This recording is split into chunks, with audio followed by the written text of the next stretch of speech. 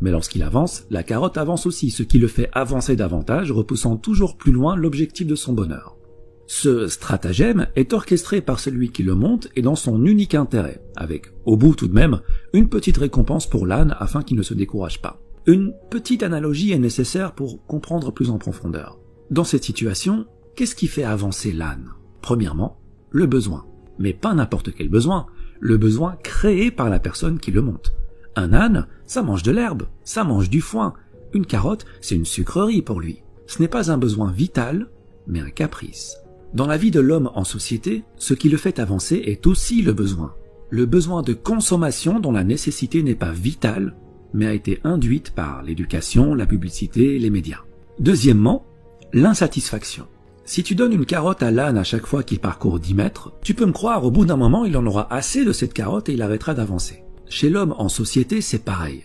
Il faut le maintenir dans une zone d'insatisfaction assez élevée pour que son besoin ne soit pas totalement comblé, mais assez basse pour qu'il soit prêt à refournir les efforts nécessaires afin d'assouvir ce besoin. Concrètement, si ton patron te donne 10 000 € par mois, tu seras totalement satisfait et ce n'est pas dans son intérêt puisqu'avec cet argent et un minimum d'intelligence financière, tu investiras dans l'immobilier pour dégager des revenus automatiques et plus besoin de patron. Il est perdant, tu es gagnant, ce n'est pas dans son intérêt donc il doit te payer beaucoup moins. Et s'il te donne que 800 € par mois, il se doutera bien que tu iras chez la concurrence, ce qui n'est pas dans son intérêt non plus. Donc il va s'aligner pour te donner juste de quoi subvenir à tes besoins. Et voilà, la roue tourne.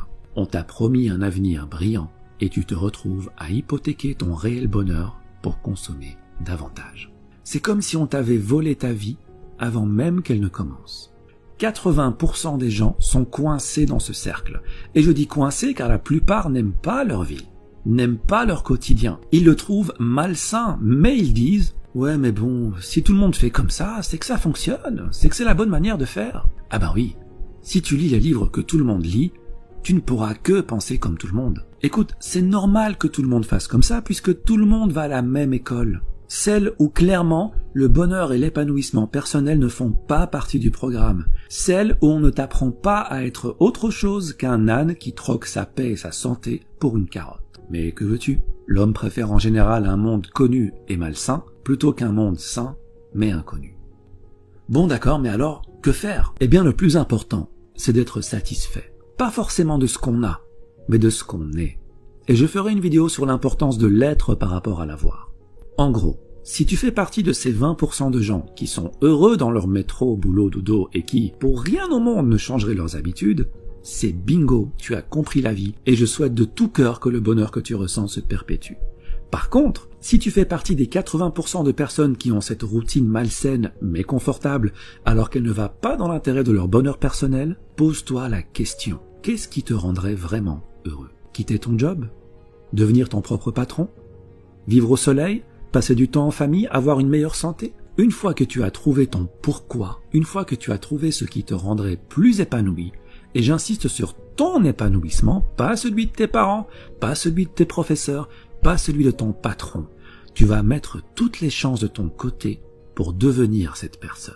Car rappelle-toi que dans la vie, tu as le choix. Tu peux choisir de rester à accumuler 7 ans de ta vie devant la télé, car oui, à raison de 2h30 par jour sur 65 ans de vie, t'arrives à 7 ans. Tu peux aussi choisir de rester 15 ans à faire défiler les stories sur ton téléphone, comme tu peux choisir d'utiliser ce temps à te perfectionner dans ce que tu veux être. On dit que 50 heures de pratique dans un nouveau domaine peut déjà produire d'excellents résultats. Il faut jusqu'à 50 000 heures de pratique pour devenir un maître en la matière qui peut changer le monde. Mais en moyenne, 500 heures de pratique te permettront largement d'acquérir une nouvelle compétence, de la maîtriser et de pouvoir l'enseigner. Cela représente 13 semaines à raison de 38 heures par semaine, ce qui fait à peu près 3 mois et demi à plein temps. Si en 3 mois et demi, tu peux acquérir une nouvelle compétence et la maîtriser, combien pourrais-tu en acquérir sur 40 ans de carrière? Et des compétences, des opportunités, des champs de carottes, t'en as à la pelle. Donc voilà ce que tu vas faire. Tu vas arrêter la procrastination, car le temps passe vite et un jour arrivera où il n'y aura plus de lendemain. Tu vas sortir des rangs et marcher sur le chemin le moins fréquenté. Ton chemin, pas celui des autres. Celui qui te rend libre, celui que tu as choisi pour toi. Tu seras seul, c'est normal. Tu perdras le soutien de certains, c'est normal. Mais tu seras enfin ce que tu as toujours voulu être. tu suivras enfin cette petite voix à l'intérieur de toi qui t'a toujours appelé en vain et que tu as enfin décidé d'écouter. Et c'est ça le bonheur. Être notre véritable nous, tout simplement. Il y a un temps de vie qui t'est donné dès la naissance.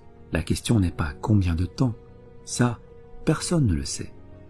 La question est comment tu utilises ce temps. C'est ça qui va déterminer ton bonheur. Repère ce que tu veux devenir, crois en ce que tu veux devenir et agis pour le devenir. Il ne faut pas oublier que bien que le temps soit immortel, toi, tu ne l'es pas. Alors utilise-le sagement et marche sur le chemin qui te convient le mieux. Merci et à bientôt.